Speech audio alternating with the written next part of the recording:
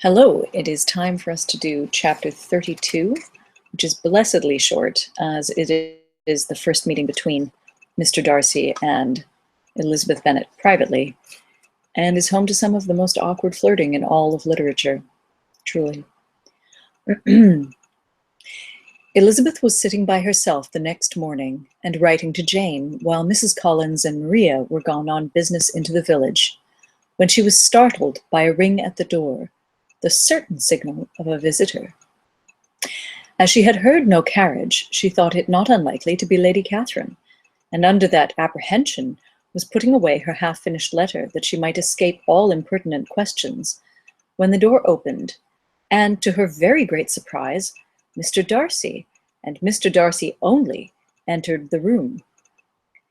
He seemed astonished too on finding her alone, and apologized for his intrusion by letting her know that he had understood all the ladies to be within.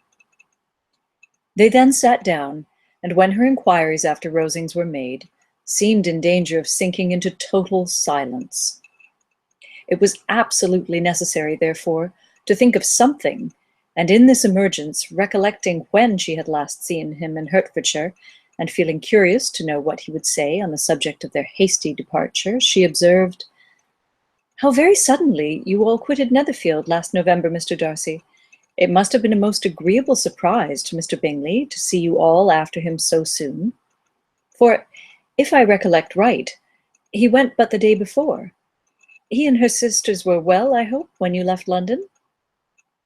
"Perfectly so, I thank you." She found that she was to receive no other answer, and, after a short pause, added, "I think I have understood that Mr. Bingley has not much idea of ever returning to Netherfield again?" "I have never heard him say so, but it is probable that he may spend very little of his time there in future.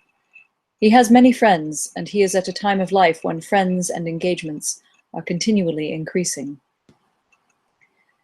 "If he means to be but little at Netherfield, it would be better for the neighbourhood that he should give up the place entirely, for then we might possibly get a settled family there. But perhaps Mr. Bingley did not take the house so much for the convenience of the neighbourhood as for his own, and we must expect him to keep or quit it on the same principle."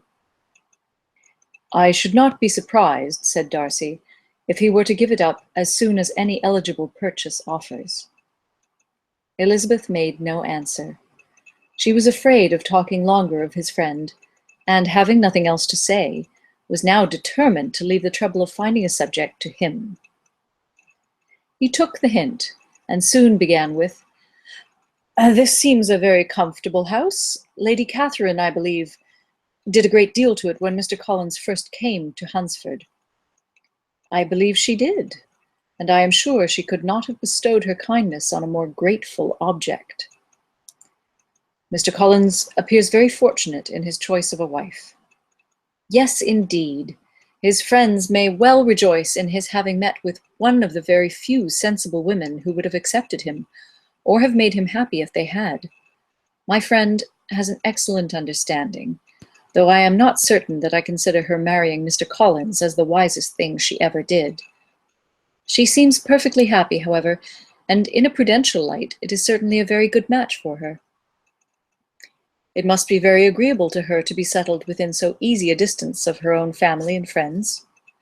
"An easy distance, do you call it?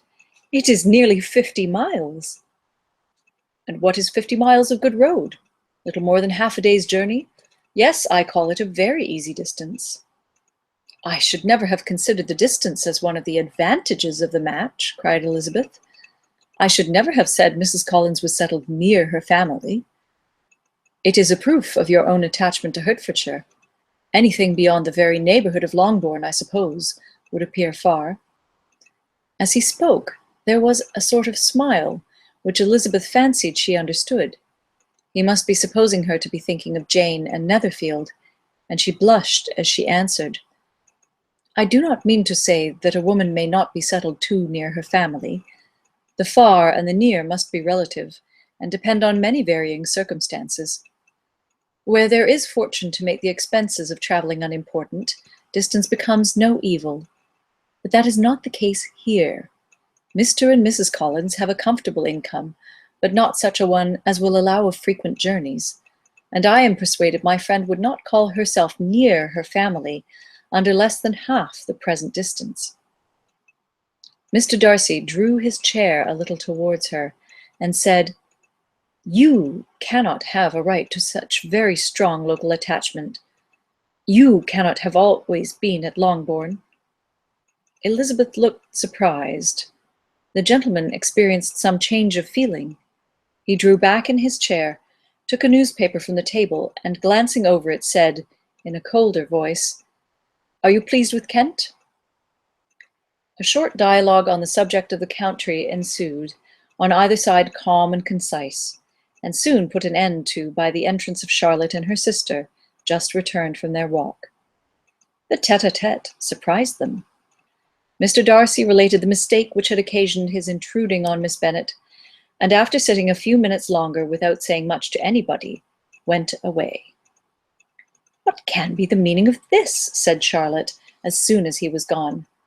"My dear Eliza, he must be in love with you, or he would never have called on us in this familiar way."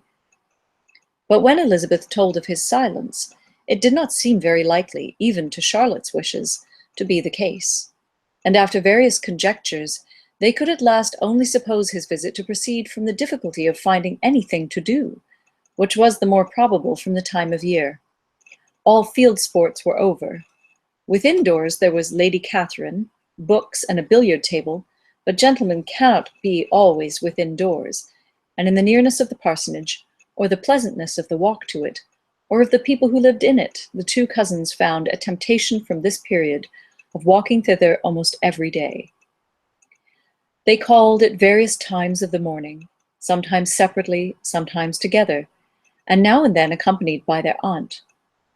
It was plain to them all that Colonel Fitzwilliam came because he had pleasure in their society, a persuasion which of course recommended him still more, and Elizabeth was reminded by her own satisfaction in being with him, as well as by his evident admiration of her former favourite George Wickham. And though, in comparing them, she saw there was less captivating softness in Colonel Fitzwilliam's manners, she believed he might have the best informed mind. But why Mr. Darcy came so often to the parsonage, it was more difficult to understand. It could not be for society, as he frequently sat there 10 minutes together without opening his lips, and when he did speak, it seemed the effect of necessity rather than of choice, a sacrifice to propriety, not a pleasure to himself. He seldom appeared really animated. Mrs. Collins knew not what to make of him.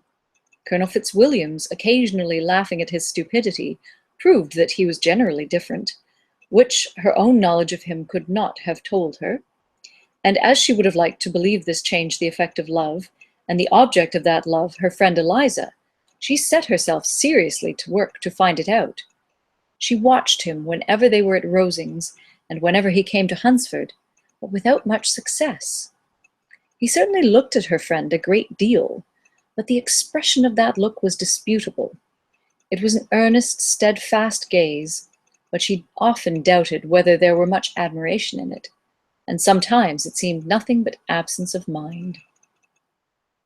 She had once or twice suggested to Elizabeth the possibility of his being partial to her, but Elizabeth always laughed at the idea, and Mrs. Collins did not think it right to press the subject, from the danger of raising expectations which might only end in disappointment.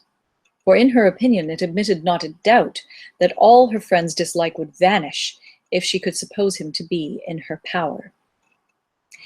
In her kind schemes for Elizabeth, she sometimes planned her marrying Colonel Fitzwilliam.